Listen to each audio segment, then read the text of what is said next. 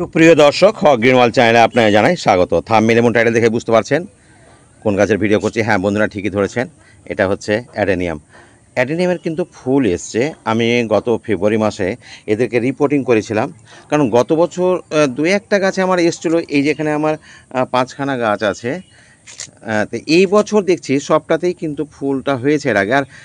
আর খাবার দেওয়া হয়নি। আজকে মনে করলাম যে গাছগুলো সবটাতেই যখন ফুলের কুড়ি আসছে, ফেব্রুয়ারি মাসে খাবার দিয়েছি, সে তো অনেক দিন হয়ে গেল, প্রত্যেকটাতে আছে। আপনাকে একটু দেখিয়ে দেওয়ার চেষ্টা করছি। ভিডিওটা খুব বেশি বড় হবে না, তবে একটুখানি গুরুত্বপূর্ণ ভিডিও হতে চলেছে। কী ধরনের খাবার দেবো সেটা বলবো, কোথায় রাখবো ইত্যাদি। তো এই ধরনের গাছের ক্ষেত্রে সবথেকে উপযুক্ত যেটা আপনার চাই গাছ, সেটা হচ্ছে তার মিডিয়া। তো এই মিডিয়া সম্পর্কে বলার আগে আমি টবের কথা বলে দিই, কারণ টবটা হবে একেবারে গাছের সঙ্গে সামঞ্জস্য রেখে। ছোট গাছের জন্য ছোট টব এবং বড় গাছের জন্য বড় টব নেবেন। আর সবচেয়ে বড় কথা, সাইজটা তো বলে দিলাম, কিন্তু মাটির টবটা সব সময় প্রায়োরিটি দেবেন। কারণ এই গাছ যেহেতু জল বেশি পছন্দ করেই না, জমা জল তো নয়ই, এই জন্য মাটির টবটা দিলে কি হয়, অতিরিক্ত জলটা অ্যাবজর্ব হয়ে যায়, বাইরে বেরিয়ে যাওয়ার একটা সুযোগ থাকে। আচ্ছা, এবার মিডিয়ার কথা বলি। দেখুন, মিডিয়ার ব্যাপারটা হচ্ছে মিডিয়া হলে তো আপনার রাখতেই হবে, মানে জল অতিরিক্ত বের করতে হবে। আর এই যে মিডিয়াটা রয়েছে, আমি এটাখানে মাত্র 20% মাত্র মাটি আছে, আর 30 থেকে 40% এই যে মোটা বালি এবং কাঁকড় মিশ্রিত যে জিনিসটা থাকে সেটা রয়েছে আমার কম্পোস্ট না দিলে কিন্তু গাছ মানে যেমন ভাবনা হালকাও হবে না। মিডিয়াটা হালকা করতে হবে। এঁটেল মাটিকে অ্যাভয়েড করবেন। যেটুকু 20% মাটি দেবেন সেটা একমাত্র বেলে দোআঁশ দেবেন। এবার অনেকে সয়েল লেসও করতে পারেন, মানে যত কম মাটি দিয়ে বাকি, যেমন আপনাকে বললাম যে মোটা বালির নুড়ি পাথর আপনি দিতে পারেন, হিউমাস টাইপের জিনিস দিতে পারেন, পাতা পচা সার এসব দিতে পারেন, কিংবা নারকলের খোলের যে এগুলো শাঁসগুলো হয় সেটা দিতে পারেন, অথবা দিতে পারেন আপনি কোকোপিটের ছোবড়াগুলো, যেগুলো চেলে নেওয়ার পর থাকে, সেগুলো জিনিস। আশা করি বুঝতে পেরেছেন। মানে জল থাকবে না, মিডিয়াটা হালকা হবে এবং জলটা একেবারে দেওয়ার সঙ্গে সঙ্গে সেটা তলা দিয়ে বেরিয়ে যাবে অতিরিক্ত জলটা। এই জিনিসটা রাখতে হবে। আচ্ছা, এবার একটা নির্দিষ্ট সময় হলেই তো গাছে ফুল আসবে, কিন্তু আমরা সাধারণত করি কি, প্রতি বছরই এটা আপনার শীতের ডরমেন্সি পিরিয়ডটা কাটার পরেই, যখন আপনার একটু করে গরম শুরু হবে, তখন এটা মিডিয়া থেকে তুলে নিতে হয়। পুরো তুলে নিয়ে এটাকে একেবারে 1 সপ্তাহ মিনিমাম, কোনো বড় গাছ হলে আপনি 10-15 দিন পর্যন্ত রাখতে পারেন, হ্যাং করে রেখে দেবেন। তখন একটুখানি আপনাকে সাপ পাউডার দিয়ে দিতে হবে, সরু শেকড়গুলো কেটে ফেলতে হবে, একমাত্র বড় শেকড়। তাহলে কি হবে, এর যে আপনার কডেক্সের যে কাঠামোটা, আসলে অ্যাডেনিয়ামের তো ফুলের চাইতেও অনেক সময় দেখা যায় কডেক্সের কাঠামো তৈরি হয়। যেহেতু আমার গাছটা একেবারেই ছোটো, আপনাদের দেখাতে পারছি না, যার জন্য আপনারা খুব একটা পাচ্ছেন না, তবে 2-1টার তৈরি হতে লেগেছে। যেমন এইটা শুরু হয়েছে, ওটা যেমন শুরু হয়েছে। তো এবার তো দেখতে পাওয়া যাবে না, আগামী বছর দেখতে পাওয়া যাবে, যখন আমি এটাকে প্রতি বছরই 1 ইঞ্চি 2 ইঞ্চি মতন উপরে তুলে দেব, তখন ওর যে রুটগুলো থাকবে, রুটগুলো যে বিভিন্ন রকম ওর একটা সিস্টেমের মতো, মানে বিভিন্ন রকম ভ্যারাইটি তৈরি হবে, সেটা কিন্তু দারুণ লাগে দেখতে। তো যাই হোক, এদিকে আর আমি যাচ্ছি না, সেটা নেই যখন। আচ্ছা, এইভাবে আমি এখন তাহলে খাবার দেবো, কারণ গাছে ফুল পেতে হলে তো একটা শক্তি দরকার হয়, এই জন্য একটু খাবার দেবো। এটা খাবার।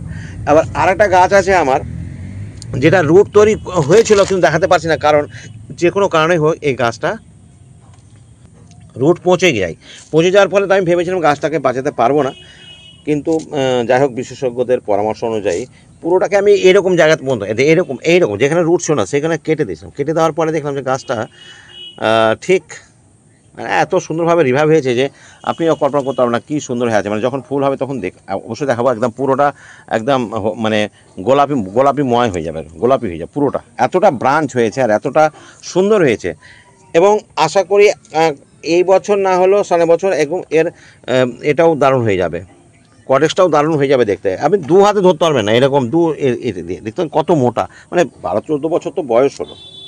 তো এগুলোতে খাবার দেবো না। খাবারটা কী দেবো সেটা একটুখানি বলে নেওয়া দরকার।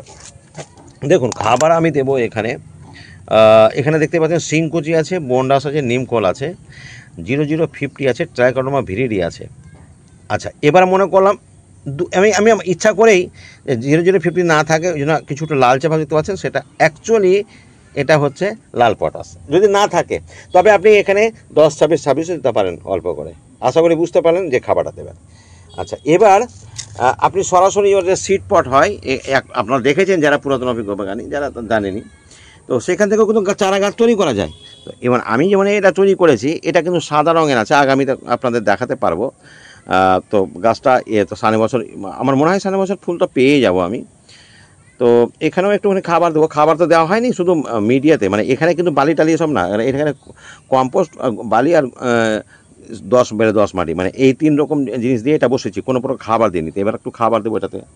আর যেটা একেবারে সিড থেকে করা যায় সেটা আশা করি দেখতে পাচ্ছেন, এই যে বুঝতে পারছেন নিশ্চয়ই, খুব একদম বেবি হয়ে আছে। মানে এটা এখন আমি বড় একটু পটে রাখিনি, আশা করি বুঝতে পারছেন। তবে এর ডাল কেটেও যে চারা করা যায় সেটাও আপনাদের দেখিয়ে দিই। এই যে এখানে একটা পাতা বেরিয়েছে, ডাল কেটে বসানো আছে। এটা বসানো বেশ কিছুদিন হয়ে গেল, একদম পাতা বেরোচ্ছিলই না, তো এই যাক একটা পাতা বেরিয়েছে, দেখা যাক কতদিনে হয়। তো খাবারগুলো আমি কিভাবে দেবো দেখুন। এই মিডিয়াটাকে একটু সরাবো, মানে এই যে এইভাবে সরাবো, আর আমি দেবো কিনারা বরাবর মিডিয়াটা দেবো, দিয়ে তারপরে আমি এখানে যে জিনিসটা দেবো সেটা একটুখানি বলে নেওয়া দরকার।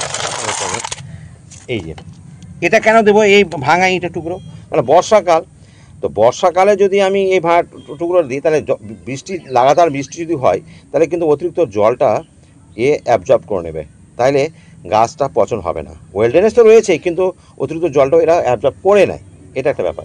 তবে গাছের বয়স যদি এরকম হয়ে যায়, এই যে দেখতে পাচ্ছেন এটা, তো এই ধরনের গাছ হলে কিন্তু কোনো সমস্যা নেই, যতই বৃষ্টি হোক না কেন লাগাতার। তবে এই ধরনের গাছের ক্ষেত্রে কিন্তু, এই সাইজের গাছের ক্ষেত্রে যদি লাগাতার বৃষ্টি থাকে, তাহলে সরিয়ে রাখাই, বৃষ্টি থেকে সরিয়ে রাখাটাই উত্তম।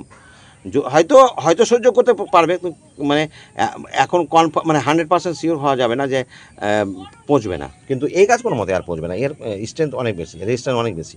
তো আশা করি বুঝতে পারছেন। কিন্তু এই গাছ বর্ষাকালে কোনো মতেই আপনি বাইরে রাখতে পারবেন না, এটাকে একটু সেরিয়ে লাগাতে রাখতে হবে, আর এইটাকে তো রাখতে হবে, নাহলে গলে যাবে।